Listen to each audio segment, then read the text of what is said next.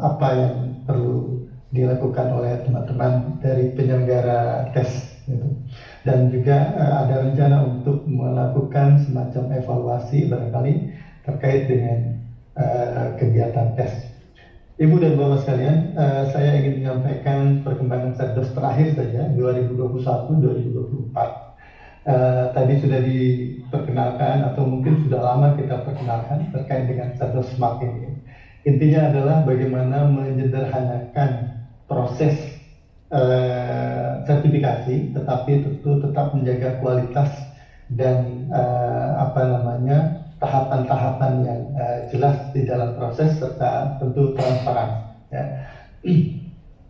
Kita masih mengacu kepada peraturan pemerintah yang tentunya diawali oleh Undang-Undang 14 2005 yang lalu, Bapak Ibu. Sekarang kita lihat di PP nomor 37 2009 itu ada kewajiban dosen ya, memiliki sertifikat pendidik ya, di samping yang lain-lain. Jadi ini merupakan satu kewajiban. Jadi payung hukumnya adalah jelas dari undang-undang, kemudian PP, bahkan kita juga sudah memiliki Permen Ristek kalau tidak salah pada Permendiknas 2017 yang lalu. Secara singkat ini Bapak dan Ibu, konsep sertifikasi. Jadi prinsipnya adalah menilai portofolio dosen berdasarkan kualifikasi, kontribusi, dan kompetensi yang dimiliki. Dan itu ada di amanat peraturan dan regulasi yang ada yang sudah dikeluarkan. Selanjutnya dari sana dosen akan memperoleh status profesional manakala sudah melakukan sertifikasi. Tetapi sertifikasi ini bukan akhir dari semua proses itu, Bapak Ibu. Ini perlu adanya proses keberlanjutan, baik di dalam maupun di luar kampus tentu saja, agar sertifikat yang sudah diperoleh itu bisa terus dipertahankan. Dan pada akhirnya kita tentu sama-sama paham bahwa bagaimana peningkatan mutu pada perguruan tinggi khususnya ini bisa terjadi. Bahkan kita berharap semua mutu itu menjadi budaya. Jadi artinya menjadi bagian yang tidak terpisahkan. Nah ini satu proses yang berkelanjutan dan berkesinambungan. Ibu dan Bapak sekalian, saya sedikit menyegarkan kembali bahwa syarat dosen untuk diberi sertifikat itu pada intinya itu ada, pertama adalah dia atau dosen mempunyai pengalaman bekerja sebagai pendidik pada perguruan tinggi yang mengusulkan itu minimal 2 tahun ya. Lalu memiliki jabatan asisten ahli dan tentu lulus sertifikasi. Jadi bagi dosen-dosen yang sudah memenuhi 2 kriteria pertama di sini itu berhak untuk masuk dalam cakupan eligible. Jadi dosen yang disebut dengan dosen eligible. Nah, saya ingin menyampaikan sedikit terkait dengan sertifikasi pendidik untuk dosen yang kita kenal dengan CERTOS. Pada prinsipnya Bapak Ibu, sistem penilaian CERTOS itu adalah portofolio. Jadi kumpulan dokumen terkait dengan kualifikasi akademik tentu saja, lalu unjuk kerja di perguruan tinggi, unjuk kerja tri dan perguruan tinggi, lalu ada persepsi atasan, kemudian juga rekan sejawat, di samping ada mahasiswa, dan tentu terakhir adalah menyiapkan pernyataan diri tentang kontribusi dosen. Nah, di sini yang mungkin nanti ada perbedaan terkait dengan pelaksanaan CERTOS Smart yang sudah kita lakukan sejak 2021 yang lalu. Di sini kita lihat penilaian itu ada 3 tadi, ya. Ini berkaitan dengan kualifikasi akademik, ya.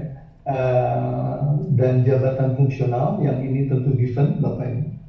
Lalu kemudian ada penilaian persepsional yang dilakukan di kampus, di internal kampus, yang kita sebut dengan internal.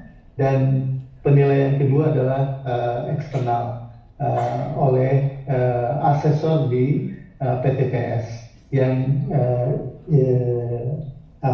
penilaiannya kita kenal dengan PDD UKT-PT. Pernyataan diri dosen untuk kinerja dan perguruan tinggi. Ibu dan Bapak sekalian, saya ingin refresh terkait dengan pelaksanaan Serdos sejak 2008 sampai 2024. Beberapa perubahan-perubahan dilakukan ya, semenjak pelaksanaan Serdos di awal-awal ini, dan kebetulan kami tim dosen, tim sertifikasi dosen nasional ini masih alhamdulillah masih dipercaya untuk melaksanakan kegiatan ini sampai dengan hari ini. Diawali pada tahun 2008, 2009 itu full paper base, ya, jadi manual. Bahkan mungkin Bapak Ibu yang di sini merasakan gitu ya betapa banyak dokumen yang kita kumpulkan dikirimkan ke penyelenggara sertifikasi atau penilai perguruan tinggi penilai sertifikasi. Kemudian pada 2010 terjadi beberapa perubahan substansi pada instrumen deskripsi diri dari 32 butir menjadi 24 butir. Tapi ini masih pelaksanaan secara manual. Pada 2011 ini mengalami perubahan yang sangat mendasar, ya. Semua proses dilakukan secara online. Maka mungkin pada waktu itu pelaksanaan Serdos itu tidak di bulan-bulan awal tahun, tetapi di ujung-ujung, karena prosesnya begitu banyak yang harus dilakukan. Sehingga barangkali ingat saya itu sekitar bulan Agustus itu baru kita mulai proses pada tahun 2011 ini. Nah, pada 2013, Bapak sekalian, ada perubahan yang sangat mendasar juga ya terkait dengan penilaian. Ada penambahan terkait dengan tes kemampuan dasar akademik dan tes kemampuan berbahasa Inggris. Di sini mulai 2013 lah, mungkin di sini saya masih ingat ada Prof. Suwarsi barangkali yang dulu mengawali. Kebetulan di sini juga ada Prof. Supriyadi yang waktu itu memegang person in charge di dalam regulasi sebagai direktur ketenagaan pada saat. Nah, ini mulai masuk penambahan. Kemudian nilai gabungan, lalu ada publikasi ilmiah, kewajiban dosen untuk ikut sosialisasi dan substitusi pekerti AA. Termasuk, nah ini juga agak alot, dosen tugas belajar itu ikut Serdos itu boleh atau tidak. Jadi artinya pada tahun-tahun sebelumnya itu kepegawaian kementerian kalau nggak salah itu tetap kekeh tidak membolehkan. Tetapi pada tahun ini alhamdulillah dosen yang tugas belajar dibolehkan. Tetapi untuk mereka yang lulus itu belum langsung mendapatkan maslahat tambahan, ya. Harus menyelesaikan dulu tugas belajarnya, baru kemudian diproses untuk memperoleh tunjangan sertifikasi dosen. Pada 2017-2018 perubahan alur dengan menambah tahapan D5. Nah, ini malah bertambah tahapannya. 2019-2020 ini masuk aplikasi Serdos pada sistem. Nah, tadi sudah dikenalkan, sampai hari ini sistem masih digunakan untuk sebagai sistem terintegrasi. Mulailah pada tahun 2021, Ibu Bapak sekalian, dikenalkan Serdos Smart hingga saat ini. Barangkali kalau nanti ada perubahan di 2025, tadi sudah ada nampaknya beberapa lampu hijau untuk ada perubahan-perubahan itu ya. Nanti kita akan mungkin akan disiapkan oleh tim yang akan ditunjuk oleh kementerian di dalam menyiapkan sertifikasi yang baru. Ibu dan Bapak sekalian, untuk penetapan CEDOS, peserta itu tidak ada kuota per wilayah, tidak ada kuota per perguruan tinggi. Yang ada adalah urutan prioritas, ya, jabatan akademik, pendidikan terakhir, dan seterusnya sampai dengan masa kerja. Jadi tadi sudah disampaikan bahwa kuota tahun ini 10.000, kecuali kalau nanti ada afirmasi yang sisa 700 sekian tadi yang disampaikan Pak Firman. Nah, ini setiap tahun akan berlaku. Bagi mereka yang sudah eligible, baik itu yang di Pulau Jawa maupun yang di luar Pulau Jawa, itu sama persis dengan tentu syarat tadi awalnya adalah asisten ahli dan kemudian 2 tahun telah bekerja. Ibu dan Bapak sekalian, icon pada CEDOS Smart ini adalah menyederhanakan proses. Jadi 3 tahapan, ya, tahapan 1, 2, dan 3. Nah, ini di sini tahapan 1 itu penyusunan portofolio dan tentu menetapkan calon DS menjadi DS. Tahap 2 penilaian. Dari penilaian persepsional, ya, lalu kemudian kalau lolos dalam penilaian pertama ini internal, maka akan diajukan ke tahapan berikutnya, ya, tahapan eksternal, yaitu T3. Selesai di T3, maka disitulah nanti akan ada yang tadi disebut yudisium nasional untuk menentukan kelulusan dari setiap dosen. Ibu dan Bapak sekalian, ini urutan atau persyaratan yang harus dipenuhi, ya, dari 1, 2, 3, 4 sampai dengan 8, khususnya adalah di sini, Bapak Ibu. Jadi artinya perubahan semua persyaratan awal itu dilakukan itu mulai sejak 2021 di awal, termasuk di dalamnya adalah kemampuan dasar akademik dosen dan juga kemampuan berbahasa Inggris. Nah, di sini yang tentu berkaitan dengan Ibu dan Bapak sebagai penyelenggara, ya, penyelenggara. Jadi kalau 1 sampai 8 terpenuhi, termasuk pekerti AA, ya, maka tentu proses sertifikasi dosen akan berjalan sesuai dengan prosedur. Apa saja yang harus dipenuhi? Semua data portofolio dosen ini diambil dari PDDikti.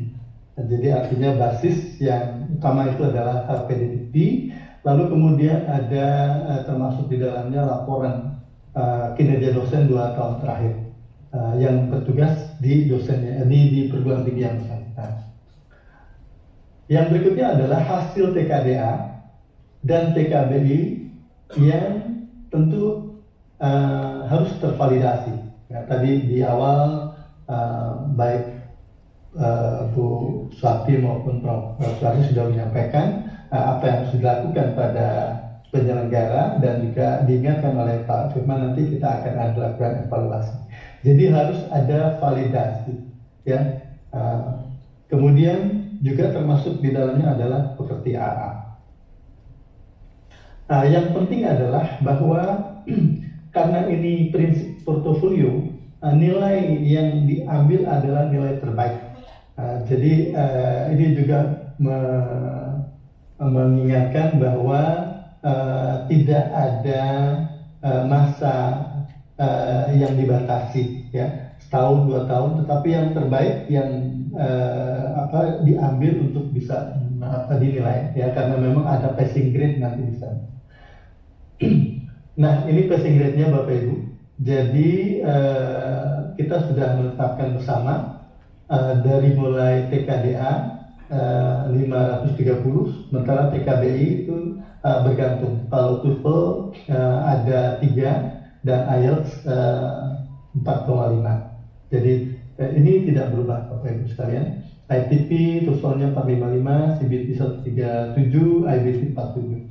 Sementara kalau dilakukan oleh penyelenggara tes dalam negeri itu dikonversi skornya. Ya.